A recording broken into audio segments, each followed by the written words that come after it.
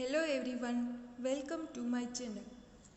કંડક્ટોમેટ્રીના previous લેક્ચરમાં આપણે cell constant છે કેવી રીતે ડિટરમાઇન કરી શકાય એમના વિશે ચર્ચા કરી હતી અને સેલ કોન્સ્ટન્ટનું ઇમ્પોર્ટન્સ જોયું હતું. તો ફર્સ્ટ તો સેલ કોન્સ્ટન્ટ કઈ રીતે ડિટરમાઇન કરી શકાય, તો કે આપણી પાસે બે પેરામીટર એટલે કે સ્પેસિફિક કન્ડક્ટિવિટી અને ઓબ્ઝર્વ કન્ડક્ટિવિટી આપણી પાસે હોય અને એના ઉપરથી આપણે સેલ કોન્સ્ટન્ટ છે એ ડિટરમાઇન કરી શકીએ.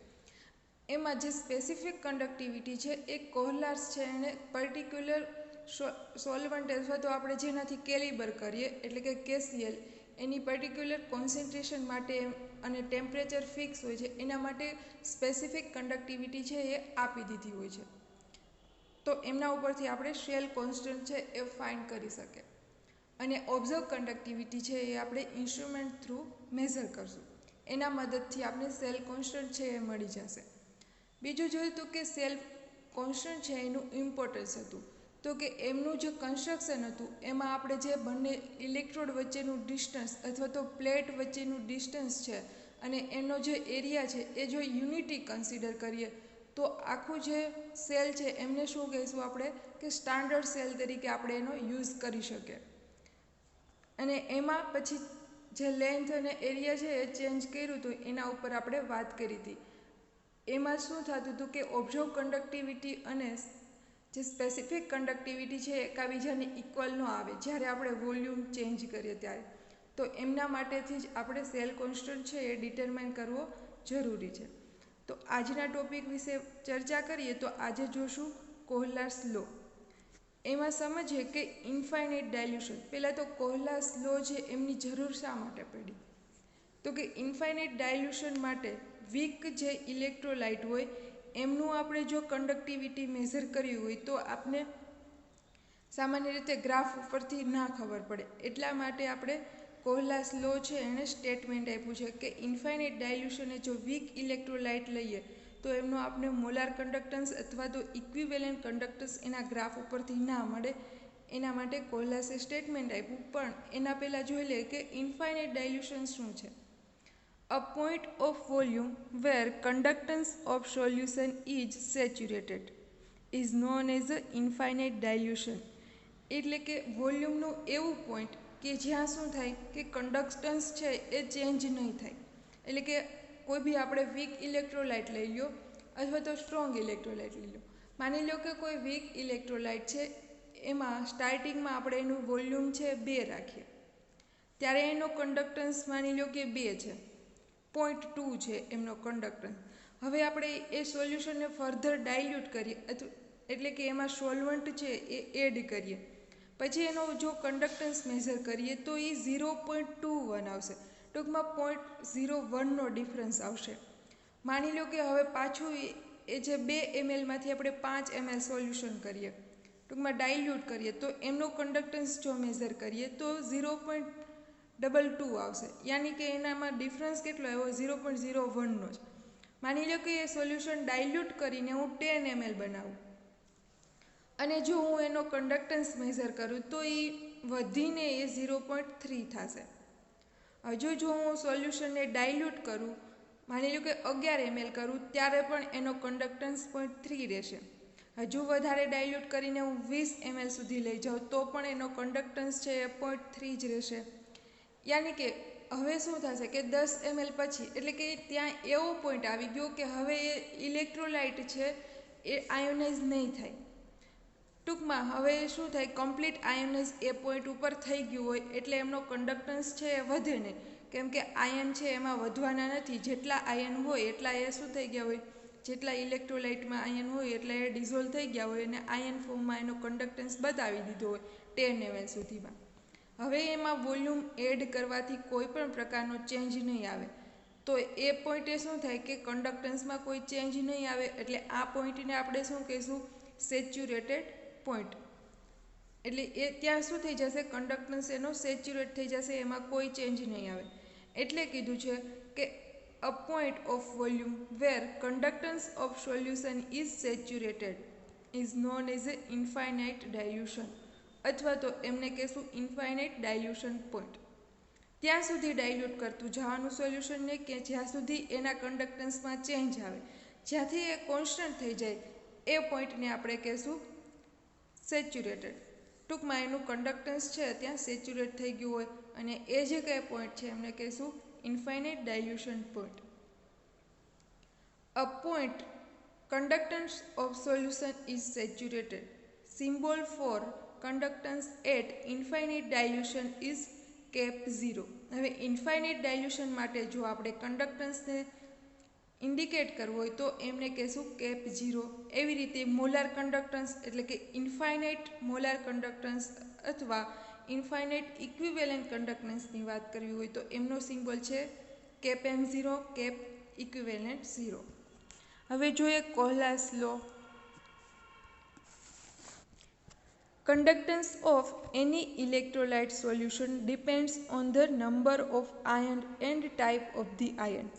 હવે કોઈ પણ ઇલેક્ટ્રોલાઇટનું તમે વાત કરો, કોઈ પણ ઇલેક્ટ્રોલાઇટના સોલ્યુશનની જો વાત કરો તો એનું કન્ડક્ટન્સ છે એ કોના ઉપર ડિપેન્ડન્ટ હશે તો કે એ સોલ્યુશનમાં નંબર ઓફ આયન પ્રેઝન્ટ છે એના ઉપર અને ટાઈપ્સ ઓફ આયન કેવા છે આ બંને ઉપર એ સોલ્યુશનનો કન્ડક્ટન્સ ડિપેન્ડન્ટ હશે. The ionization of strong electrolyte is completed at any concentration, but the ionization of weak electrolyte is increased with increase in dilution. હવે જો સ્ટ્રોંગ અને વીક ઇલેક્ટ્રોલાઇટની વાત કરીએ તો સ્ટ્રોંગ ઇલેક્ટ્રોલાઇટ મીન્સ કે એનું નામ જ સજેસ્ટ કરે છે કે સ્ટ્રોંગ ઇલેક્ટ્રોલાઇટ એટલે શું કે આપણે જેટલી કોન્સન્ટ્રેશનવાળું સોલ્યુશન બનાવશું ત્યાં એમના જે બધા જ આયન છે એ આયોનાઇઝ થઈ જશે એ મોલિક્યુલ આખો. ટૂંકમાં એના ઉપર કોઈ ડાયલ્યુશનની ઇફેક્ટ નહીં થાય.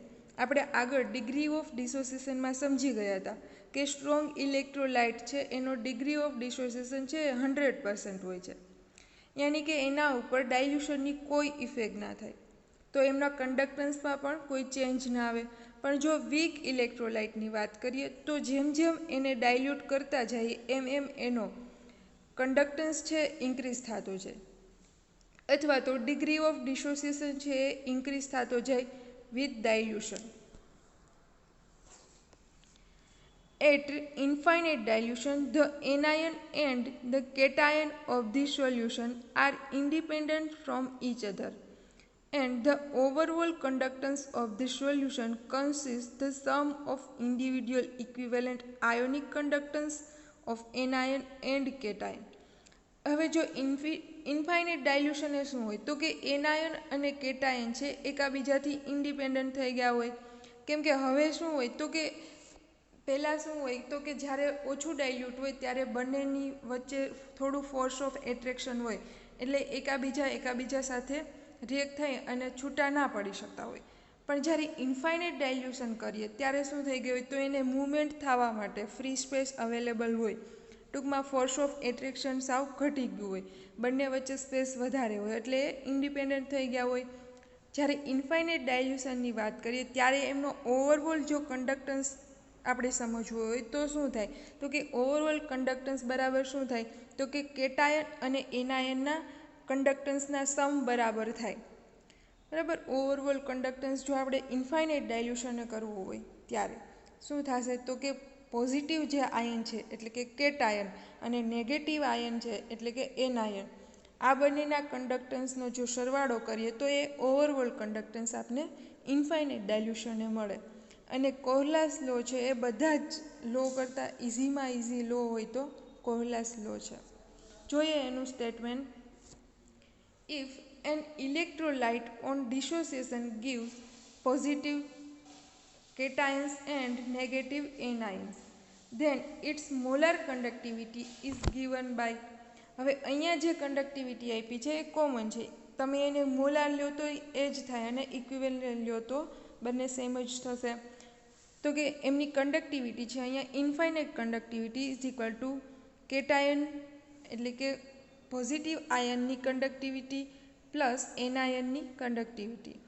But for weak electrolyte like potassium acetate have a lower degree of dissociation at higher concentration, and hence for such electrolyte the change in infinite conductance with dilution is due to increase in the number of ion in total volume of solution that contain 1 mole of electrolyte.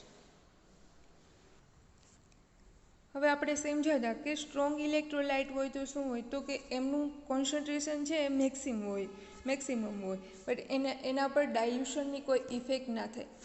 But જ્યારે આપણે જો week ઇલેક્ટ્રોલાઇટની વાત કરીએ તો માની લો કે 1 mall electrolyte આપણે લીધો છે, તો શું થશે, તો કે 1 મોલ ઇલેક્ટ્રોલાઇટનું માની લો કે 10 ml સોલ્યુશન પહેલાં બનાવ્યું. હવે જો વધુ એને ડાયલ્યુટ કરતા જશું તો એમ શું થશે, તો કે એના નંબર ઓફ આયન છે એ વધતા જશે ટોટલ વોલ્યુમમાં.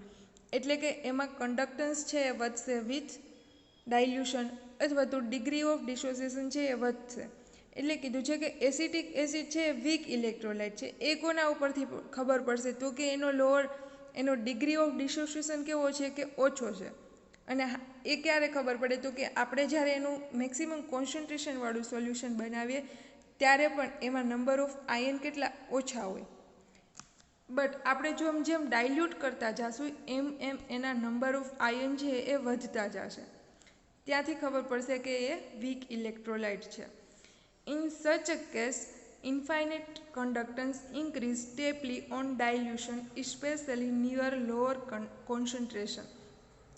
હવે ઇન્ફાઇનાઇટ ડાયલ્યુશનનો મિનિંગ શું, કે ત્યાં શું હોય કે લોઅર કોન્સન્ટ્રેશનવાળું સોલ્યુશન બની જાય.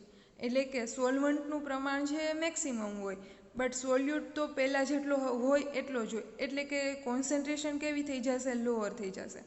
હવે ઇન્ફાઇનાઇટ ડાયલ્યુશન છે એક આગળ કીધું એમ કે સ્ટેપલી શું થશે, ઇન્ક્રીઝ થતું જશે જેમ આપણે સોલ્યુશન છે ડાયલ્યુટ કરશું એમ. હવે એવો એક પોઈન્ટ આવશે ત્યાં મેક્સિમમ હશે. એવો પોઈન્ટ આવશે કે જ્યાં કન્ડક્ટન્સ મેક્સિમમ હશે પણ એની કોન્સન્ટ્રેશન છે એ લોઅર હશે. લોઅર કોન્સન્ટ્રેશન હશે એનો મિનિંગ કે ત્યાં સોલ્વન્ટનું પ્રમાણ છે એ વધારે હશે. મોલિક્યુલ આપણે જેટલા એડ કર્યા હતા એટલા જ હોવાના. એટલે એમની શું હશે કે સ્પેસ છે વધુ મળી શકશે, ફ્રીલી મૂવમેન્ટ થશે, એના લીધે એમનો કન્ડક્ટન્સ છે એ મેક્સિમમ આવશે. At infinite dilution, electrolyte dissociate completely. બરાબર, ઇન્ફાઇનાઇટ ડાયલ્યુશન એને જ કીધું કે ત્યાં શું થઈ જશે, તો ઇલેક્ટ્રોલાઇટ છે એ કમ્પ્લીટલી ડિસોસિએટ થઈ ગયો હશે. But such a low concentration the conductivity of solution accurately. હવે આ પોઈન્ટ શું છે, તો કે લો કોન્સન્ટ્રેશનવાળો છે પણ એ જે કન્ડક્ટિવિટી હશે સોલ્યુશનની એ એક્યુરેટ મળશે આપને. તો ત્યાં મેક્સિમમ આયન છે એ ડિસોસિએટ થઈ ગયા હશે તો ત્યાં આપણે કન્ડક્ટિવિટી છે એ મેક્સિમમ મળશે. Therefore, infinite conductance for weak electrolytes is obtained by using Kohler's law of independent migration of ion. હવે વીક ઇલેક્ટ્રોલાઇટની વાત કરીએ તો વીક ઇલેક્ટ્રોલાઇટ માટે કન્ડક્ટન્સ છે કોહલર્સ છે એમણે ઇક્વેશન થ્રુ અથવા તો એમનું સ્ટેટમેન્ટ થ્રુ આપણે આપ્યું છે કે માઇગ્રેશન કરશે આયન એ એકાબીજાથી ઇન્ડિપેન્ડન્ટ હશે.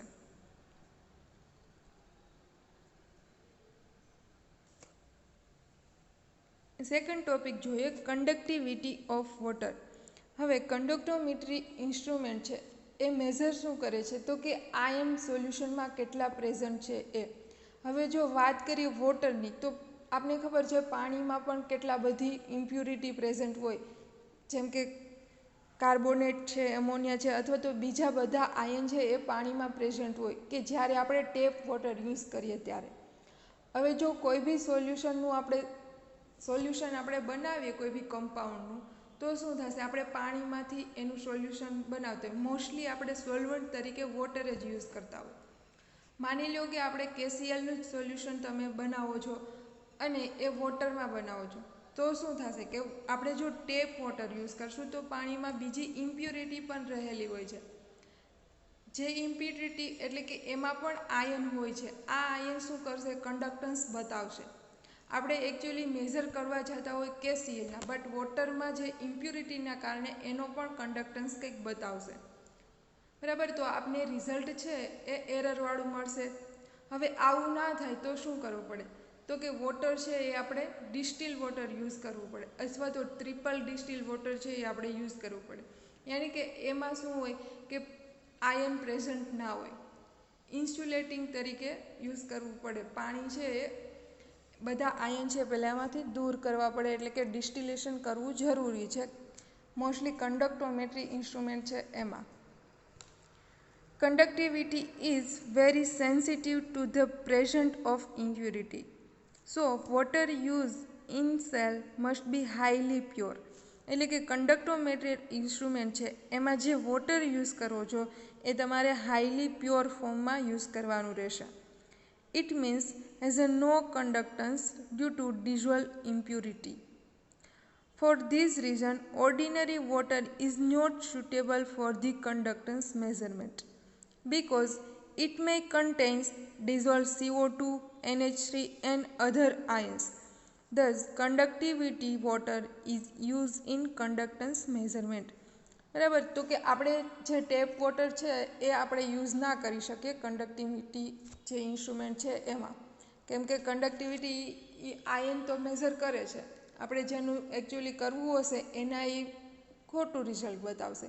એટલે આપણે જે વોટર યુઝ કરશું એ ડિસ્ટિલ વોટર અથવા તો ટ્રિપલ ડિસ્ટિલ વોટર છે એ યુઝ કરવાનું રહેશે. અને જે ટેપ વોટર છે એમાં ઘણા બધા આયન છે રહેલા હોય છે, એમનો કંડક્ટન્સ આપને બતાવી દેશે રિઝલ્ટમાં, એના લીધે એરર આવશે. It can be prepared by rapidly more than 20 times fractional distillation of distilled water containing permanganate, camphor and alkali NaOH. હવે આપણે જે ડિસ્ટિલ વોટર યુઝ કરવાનું હોય છે એ ફ્રેક્શનલ ડિસ્ટિલેશનથી કરવાનું. ટૂંકમાં એ જે ડિસ્ટિલરી યુઝ થતી હોય એમાં શું કરવાનું હોય કે કેમેનોફોર છે એડ કરવાનું હોય વોટરમાં. પછી ડિસ્ટિલરીની મદદથી આપણે વોટરને છે એ ડિસ્ટિલ કરી શકીએ. હવે કેમેનોફોર છે એનું કામ શું હોય મોસ્ટલી, તો કે જે જીવાણુ છે એને એ નાશ કરી દે.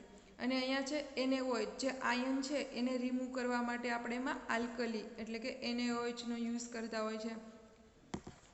અને એ જે ડિસ્ટિલેશન કરીએ એ 20થી more than 25 ટાઈમ્સ કીધેલું છે. The distillation is generally carried out in Pyrex glass apparatus. હવે જે ડિસ્ટિલરી યુઝ કરશું એ ડિસ્ટિલરી છે એ પાયરેક્સ ગ્લાસની બનેલી હોવી જોઈએ. And conductivity water is collected in receiver fitted with soda lime tube. હવે જે વોટર ડિસ્ટિલેશન થઈ જશે જે વોટરનું એને આપણે રિસીવ કરવું પડશે. એ રિસીવ કરવા માટે એ ટ્યુબ છે એ સોડા લાઇમથી ફિટ કરેલી હોવી જોઈએ. ટૂંકમાં બીજું કાંઈ જો એમાં ઇમ્પ્યુરિટી હોય તો શું કરશે, સોડા લાઇમ છે એ એબ્ઝોર્બ કરી લેશે. એના લીધે રિસીવરમાં શું હોવું જોઈએ, તો કે સોડા લાઇમ ટ્યુબથી ફિટ કરેલી હોવી. થર્ડ પોઈન્ટ છે effect of temperature on conductance measurement. હવે કંડક્ટન્સ મેઝર કરશું ત્યારે ટેમ્પરેચર છે એની કેવી ઇફેક્ટ થશે એ જોઈએ. The conductance of all electrolyte increase with temperature. બરાબર, જો કંડક્ટન્સની વાત કરીએ તો ટેમ્પરેચરની એના ઉપર શું ઇફેક્ટ થાય, તો કે આપણે સામાન્ય રીતે જેમ ટેમ્પરેચર વધે એમ શું થાય, તો કે એની જે એનર્જી છે એ વધતી જાય. એનર્જી વધે તો શું થઈ જાય, તો કે ઇલેક્ટ્રોલાઇટ છે ડિસોશિએટ થવા માંડે, એના લીધે એનો કંડક્ટન્સ છે એ વધશે. Because degree of dissociation increases at temperature increase. બરાબર, જેમ જેમ ટેમ્પરેચર વધારશું એમ એ ડિસોશિએશન વધુ થશે, એમાં સોલ્યુશનમાં આયનની સંખ્યા વધશે, એના લીધે એનો કંડક્ટન્સ વધતો જશે. The viscosity of dilute solution decreases with increasing temperature. હવે શું કીધું, તો કે વિસ્કોસિટી ઓફ ડાયલ્યુટ સોલ્યુશન છે એ ડિક્રીઝ. વિસ્કોસિટી જેમ સોલ્યુશનની વધારે એમ એનો કંડક્ટન્સ ઓછો, કેમ કે એમાં મૂવ ઓછા થઈ શકે આયન. જ્યારે ટેમ્પરેચર વધારીએ તો શું થઈ જાય, તો કે જે વિસ્કસ સોલ્યુશન હતું એનું ડાયલ્યુશન છે એ ઘટી જાય. ટૂંકમાં વિસ્કસમાંથી ફ્રી ફેઝમાં આવી જાય આયનો. એટલે ટેમ્પરેચર વધવાની સાથે જે વિસ્કોસિટી છે એ શું થઈ જાય, ડાયલ્યુટ થઈ જાય, એના લીધે કંડક્ટન્સ છે એ વધી જાય. Therefore, the mobility of ions increases in the solution. એટલે કે ટેમ્પરેચર વધારતા વિસ્કોસિટી છે એ ડાયલ્યુટ થઈ જશે, એના લીધે આયન છે એ મૂવમેન્ટ સારી રીતે કરી શકશે અથવા તો એની મોબિલિટી છે આયનની ઇન્ક્રીઝ થઈ જશે. The temperature coefficient for the conductance measurement is about 2 2% પર ડિગ્રી સેલ્સિયસ. હવે એમના માટે જે ટેમ્પરેચર કોફિશિયન્ટ છે એ કેટલો હોવો જોઈએ? 2% પર degree Celsius. Therefore, it is necessary to keep the temperature of the solution constant throughout the experiment. હવે કંડક્ટોમીટર ઇન્સ્ટ્રુમેન્ટ છે, ફર્સ્ટ તો આપણે શું કરશું તો કે ટેમ્પરેચર છે એ ફિક્સ રાખવાનું. માની લો કે 250 રાખતા હોય તો એટલું જ 25 ડિગ્રી સેલ્સિયસ ટેમ્પરેચરે આપણે મોસ્ટલી જે આપણે સોલ્યુશન યુઝ કરીએ એનું ફિક્સ જ હોય 25 ડિગ્રી સેલ્સિયસ, અથવા તો રૂમ ટેમ્પરેચરે બધી જ મેઝરમેન્ટ કરવાના હોય છે. આ ટેમ્પરેચર છે એ ફિક્સ રાખવાનું હોય છે. This is achieved by placing the conductivity cell in the thermostat. હવે થર્મોસ્ટેટ છે એ ટેમ્પરેચર છે એ કોન્સ્ટન્ટ રાખવા માટેનું એક ઇન્સ્ટ્રુમેન્ટ છે. આમાં શું હોય તો કે કંડક્ટિવિટી સેલ છે એ થર્મોસ્ટેટમાં રાખી અને આપણે શું કરી શકીએ? ટેમ્પરેચર કોન્સ્ટન્ટ રાખી શકે એ ઇન્સ્ટ્રુમેન્ટ થ્રુ. હવે કંડક્ટોમેટ્રી ટાઇટ્રેશન છે એમાં અમુક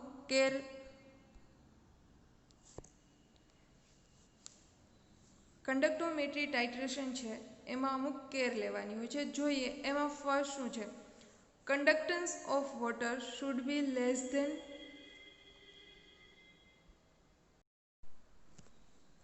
care taken in conductometric titration. હવે કંડક્ટોમેટ્રિક ટાઇટ્રેશન જ્યારે આપણે કરતા હશું ત્યારે આપણે અમુક કેર લેવાની હોય છે. એમાંની ફર્સ્ટ છે કે conductance of water should be less than 5 × 10⁻⁸ મોહ પર સેન્ટીમીટર. હવે જે વોટર આપણે યુઝ કરશું એ કેવું હશે તો કે આપણે ફર્સ્ટ વાત કરી કે એ કેવું હોવું જોઈએ તો કે એમાં જે આયન છે મીન્સ કે પ્યોર ફોર્મમાં હોવું જોઈએ. એટલે કે એમનો જે કંડક્ટન્સ છે એ બહુ જ ઓછો માઇનર અમાઉન્ટમાં હોવો જોઈએ, જે છે 10⁻⁸ના ફોર્મમાં. એટલે કે ટ્રિપલ આ તો ડબલ ડિસ્ટિલ વોટર હોવું જોઈએ. During conductometric titration, concentration difference between reactant and titrant should be more than 10 times. બરાબર. આપણે જ્યારે ટાઇટ્રેશન મારતા હશું ત્યારે શું હશે તો કે એક રિએક્ટન્ટ હશે અને એક સામે ટાઇટ્રન્ટ હશે. બરાબર. આ બંનેનો જે કોન્સન્ટ્રેશનનો ડિફરન્સ છે એ 10 ટાઈમ્સ બરાબર એટલો હોવો જોઈએ બંને વચ્ચેનો difference. Thus, dilution effect can be reduced. Platinum plate of conductivity cell should be platinized. હવે આપણે ઇલેક્ટ્રોડનું જે પ્લેટિનાઇઝેશન સમજ્યા હતા એમાં વાત કરી હતી કે પ્લેટિનાઇઝ કરેલો ઇલેક્ટ્રોડ છે એ હોવો જરૂરી છે. અધરવાઇઝ શું થશે તો કે ઇલેક્ટ્રોડ છે પોલરાઇઝ થઈ જશે. અને આવું ના થાય એના માટે શું હોવું જોઈએ તો કે એસી કરંટ છે એ મોસ્ટલી યુઝ કરવો પડે એમાં પ્લેટિનાઇઝેશન માટે. Cell constant should be taken with help of standard KCL solution. હવે સેલ કોન્સ્ટન્ટ આપણે ફર્સ્ટ ડિટરમાઇન કરશું એ કેસીએલની મદદથી, અને જે કંડક્ટોમેટ્રી ઇન્સ્ટ્રુમેન્ટ છે એ કેલિબર કરશું પણ કેસીએલના સોલ્યુશનથી જ. અને એમનો જે સેલ કોન્સ્ટન્ટ છે એ પણ આપણે સ્ટાન્ડર્ડ કેસીએલ સોલ્યુશનથી જ મેઝર કરવાનો રહેશે. તો આટલી 4 થી 5 જે કેર લેવાની છે કંડક્ટોમેટ્રી ટાઇટ્રેશન કરતી વખતે. નેક્સ્ટ પોઈન્ટ જોઈએ તો સ્પેશિયાલિટી ઓફ કંડક્ટોમેટ્રિક ટાઇટ્રેશન. ટૂંકમાં કંડક્ટોમેટ્રિક ટાઇટ્રેશન છે એ અધર ટાઇટ્રેશનથી થોડા બેટર છે અને એ યુઝફુલ છે. When the volumetric titration is difficult, then conductometric titration is very useful.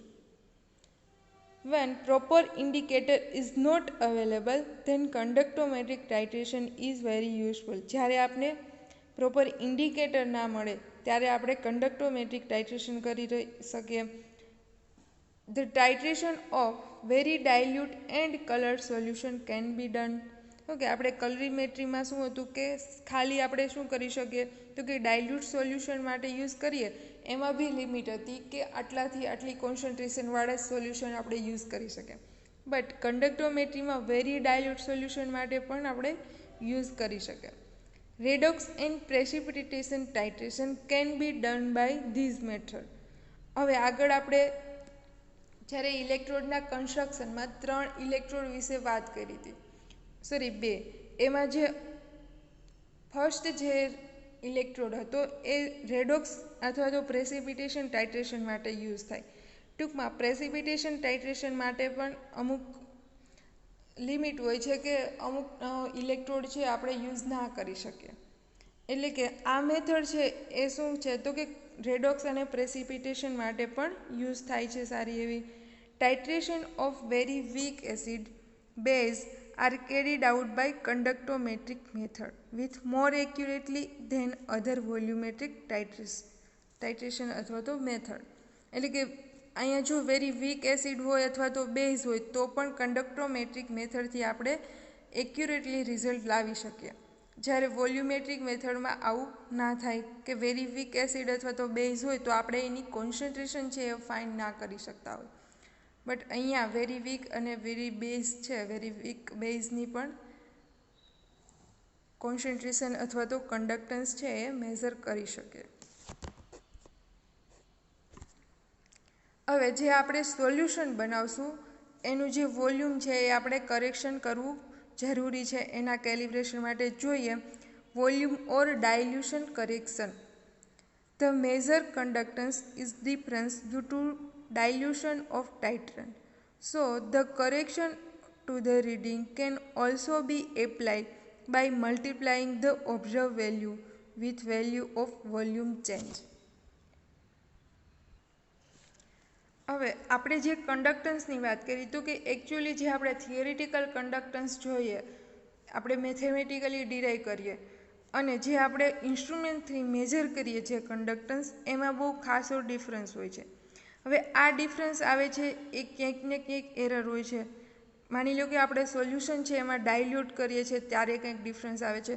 તો આવું ના થાય એના માટે આપણે એ વોલ્યુમ છે એનું કરેક્શન કરવું છે એ જરૂરી છે.